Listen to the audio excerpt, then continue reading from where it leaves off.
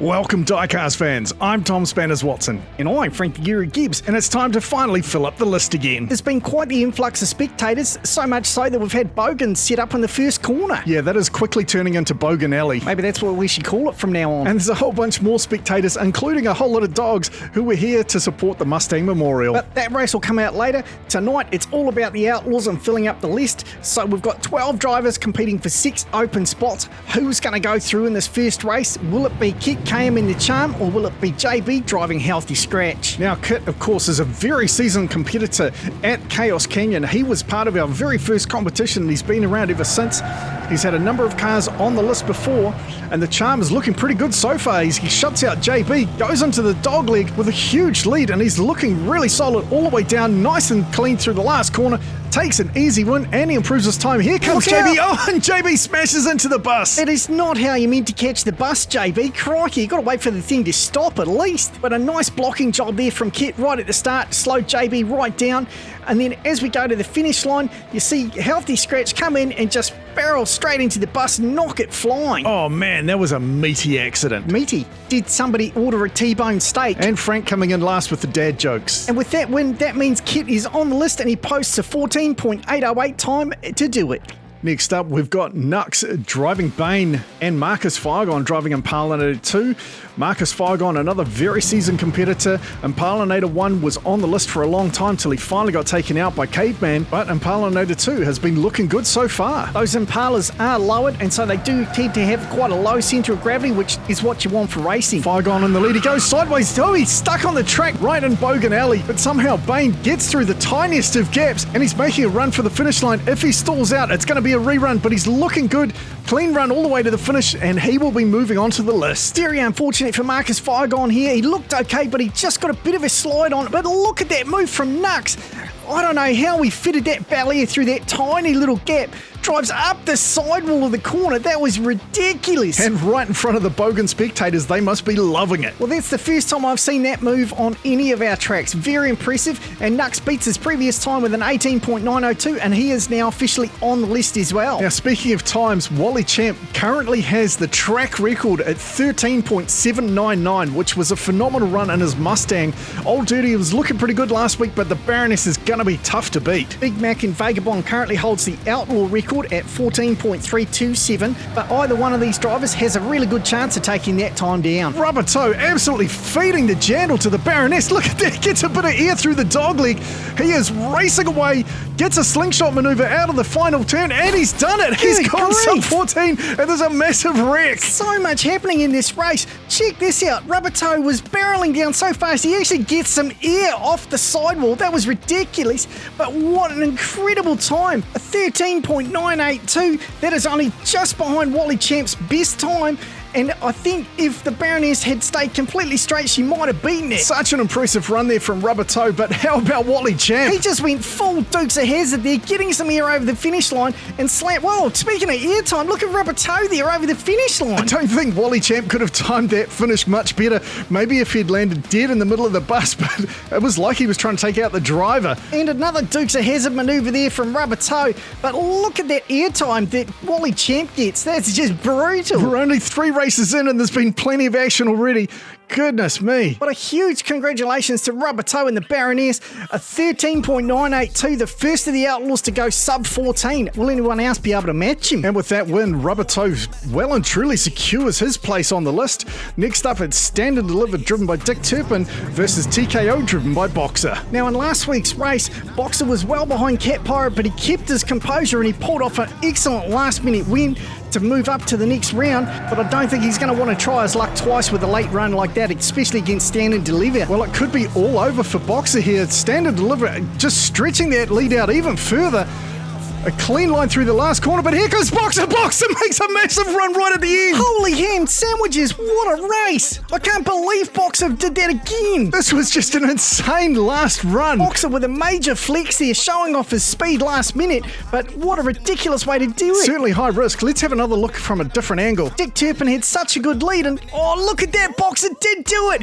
Boxer takes it out. Wow, these drivers are putting on a heck of a show tonight. There is so much action before and after the finish line. And in that case, right on the finish line. Now we've got Cody Wilson driving Parabellum up against Hawthorne Sung driving Munted. Last week, Munted put on the drifty drifts, but he's going to have to keep it together because we get into the serious end of the competition now. Oh, come on, there's nothing wrong with a little bit of drifting here and there. True, I love drifting as much as the next guy, but it is a slower way around a corner rather than taking the racing line. Parabellum out to a slight lead. Munted tries to go up the inside. He's all over the tail end of Parabellum. Parabellum goes down, and somehow Munted clears around him, and he's going to run down to the finish line, even though he doesn't have to, because by Outlaws rules, if you roll over, you lose the race instantly. They are tough rules, and it is a one-and-done competition, but we're not here to play patty cakes. But in saying that, it does look like Munted did give Parabellum a bit of a slap there on the rear end. I'm pretty sure that's exactly what pushed Parabellum onto his leg. Hawthorne Sung's got to be very happy with his new wagon Munted as he moves onto the list for the first time. Every time I see that truck, it makes me hungry having that Burger Fuel logo on the side of it. They certainly are delicious burgers, and they do like hot rods, but they're not sponsoring this video, so can we stop talking about them? We should definitely be talking about my favourite new car, Vagabond. With the flame paint job, we know he's going to go far, and he's going up against Big Booty driven by Hugs the Cat. Well, I guess we're about to see if your flame paint job theory actually stands up. It's a well-proven fact, mate. Flames make your car go faster. Look at that. Vagabond out to another huge lead. It looks like he's going to challenge the Baroness this time. He is absolutely flying. Vagabond looks fantastic. A little bit of a drift, and he crossed the line just over 14 seconds. And Hugs the Cat still going, but she was so far behind, she practically stopped there. Yeah, all the action was definitely up front then. Big Mac got out to a lead early, going really high in that first dog leg into Bogan Alley. Why'd you have to say Big Mac? I'm still hungry for burgers. Then just like the Baroness gets a little bit of air off that second dog leg. 2 all beef patties and Big Mac throwing down the special sauce to cross the finish line in just over 14 seconds. Look, if you're going to keep talking about burgers, can you at least get someone to sponsor the video? Well, I'm pretty good. I did get Granny's Muffins to sponsor the rally. So now it's time for them to fight for their spaces. Bane and the Charm are going to go head-to-head for a shot at the 9th and 10th spot. So the loser will be the gatekeeper at number 10, and the winner moves into the number 9 spot. Do you think Bane can pull off another win here? He was pretty lucky, but at the same time, it was an incredible bit of driving to fit that huge car through that tiny little gap, so who knows? Well, he's going to have to pick up the pace as Kit moves out to a strong lead here into the second dogleg, and Kit goes down. Bane again manages to get around the traffic in front of him. I swear that boy could fit a golf ball through a garden hose. That's ridiculous how he manages to avoid traffic like that. He didn't even need to finish because he'd already picked up the win, but nice job. It kind of looked like Kit was trying to pull off the Baroness and Vega move, getting some air. Unfortunately for him, it threw him sideways, but just exceptional driving there from Nux, and Bane stays out of the way and picks up the win. It's time for the battle for the number 7 and 8 spot. We've got TKO driven by Boxer up against Hawthorne Sung driving Munted. Now Boxer pulled off that amazing last second pass. I don't know if he's got another one in him because I think he's used all his luck. The lights go green and we get underway. Oh, it looks like Boxer got held up there. Hawthorne Sung out to a huge lead. Boxer nowhere in sight. There he is just in the background. Hawthorne Sung slowing down a little bit, taking his foot off the gas, knowing that he's got this in the bag. All he has to do is finish, and he takes the number 7 spot. And now the one that I think everybody's been waiting for, the showdown between the 2 fastest cars. Rubber Toe driving the Baroness and Big Mac driving Vagabond. Yeah, this should be a real doozy. Vagabond won the toss, takes the inside lane, but the Baroness is quick, so I don't see the outside lane as a disadvantage. It's either going to be super close or a total train wreck as they take each other out. They are side by side. The Baroness just slips in behind. Vagabond gets spun around. They are nose to nose through the second turn. Vagabond getting a little bit of a lead. He spins around. A high-risk maneuver, but he'll take the win. That was fantastic. I couldn't believe they were side by side as they entered Bogan Alley, and then I thought Vagabond was going to be spun out, but Big Mac wasn't going to go down that easy. And then he just pulls off this massive flex here. Just superb. As he just does a J-turn in reverse under all sorts of pressure from Rubber Toe. Rubber Toe right on his bumper, and he still takes the win. Well, it looks like that's going to set up some incredible grudge matches between those two in the future, but it's not over yet. That's right, we are going to let Vagabond have a crack at Click. Oh, he's definitely earned the right to have a crack here, mate. What a stunning drive so far, and this time he's in the outside lane. Let's see if that slows him down or if he still does okay. Well, based on his lap time so far, I'd say it's not going to be a problem as he jumps into an early lead here. Oh, he slams into the barrier, click flips over. That hands the win to Big Mac, but he's not content with an easy win. He's going to run down to the finish line to make it official. Talk about coming in hot. Those two flew into the corner on a terrible angle, and Xanthopy just steered straight into the wall. Keep in mind, that was her first run on the new track. Big Mac has run it a couple of times, so you've got to allow for that. And that means we've got our first upset. Vagabond not only on the list, but he starts to move up. Now he gets to take on Redbird. Daddy G has been top of the list before. He's an exceptionally tough competitor with a great car. I would say he could easily challenge the track time if he's on form today. Again, this is his first time on the track. He's used to driving the standard Canyon track, which has a lot less corners, but he's out in the lead looking, oh no, he goes down. He goes down through the second dog leg.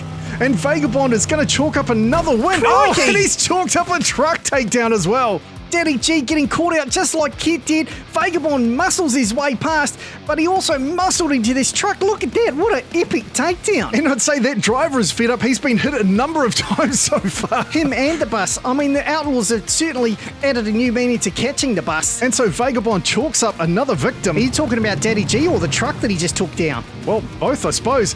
But he's going to take on Thrasher. Now, Thrasher had the top time on the old Canyon track, so we know he is quick.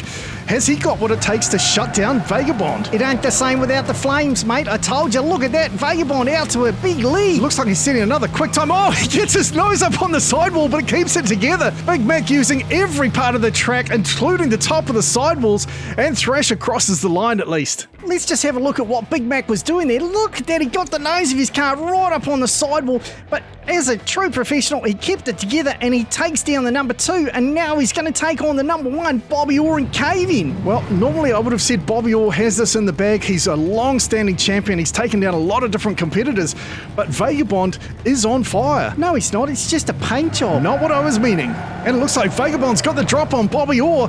Vagabond with the lead as they head into Bogan Alley. He's stretching out a bit of a lead. He gets a spin on Bobby Orr, catches right up there nose to nose. Vagabond did this with Rubber Toe, and he does it again with Bobby Orr and holds on for another win. And it just goes to prove my point that cars with flames are definitely quicker. Congratulations to all of the drivers, but particularly the Baroness for setting the fastest Outlaw time. And of course, Vagabond driven by Big Mac with an exceptional run all the way to the top of the list. It's been an action-packed episode. I'm going to need to sit down and a beer after that, and I dare say Big Mac will be sinking a couple of schooners and all. I'd say that's a fair bet, mate. Let's just take a quick look at the lap time leaderboard. Rubber Toe, the only Outlaw to go sub 14 seconds, but you've got to figure that Vagabond isn't far behind, and I still think Kit KM and the Charm's got a good shot as well. I'm just really interested to see how low these guys can actually go. I wonder if we'll ever see a sub 13 second time. Well, you're not going to want to miss that action if it happens, so make sure you hit that like button, leave us a comment, and why not subscribe? Alright, thanks very much for watching. I'm Tom Spanners Watson, he's Frank the Guru Gibbs. We look forward to seeing you next time.